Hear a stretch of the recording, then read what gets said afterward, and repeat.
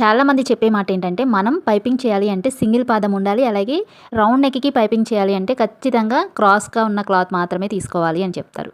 ఈరోజు వీడియోలో నేను నార్మల్ పాదంతో అలాగే స్ట్రైట్‌గా ఉన్న క్లాత్‌తో రౌండ్ నెక్కి పైపింగ్ ఎలా చేయాలి అనేది ఈ వీడియోలో క్లారిటీగా చూపిస్తానండి. వీడియోని ఎక్కడ స్కిప్ చేయకుండా చూడండి, అప్పుడే మీకు అర్థమవుతుంది. క్లాత్ వెడల్పు వచ్చేసి 1.5 ఇంచులు ఉండేలా చూసుకోండి.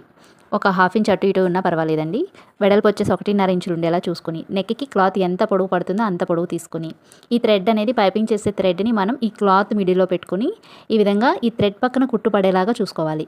ఇక్కడ నేను మీకు చెప్పే టిప్ ఏంటంటే ఈ థ్రెడ్ పక్కనే కుట్టు పడాలంటే గనక థ్రెడ్ అంటే మనం కుట్టు వేసిన వైపు టైట్గా లాగండి. కుట్టు వెయ్యని వైపు ఈ విధంగా గోరుతో ప్రెస్ చేసుకుంటూ లూజ్గా వదిలేయండి. కుట్టు వేసిన వైపు ఏమో టైట్గా లాగండి. అప్పుడు మీకు థ్రెడ్ పక్కనే కుట్టుపడి నీట్గా వస్తుందన్నమాట. చూసారు కదా ఎంత సన్నగా వచ్చిందో, అలాగే ఎంత నీట్గా ఉందో.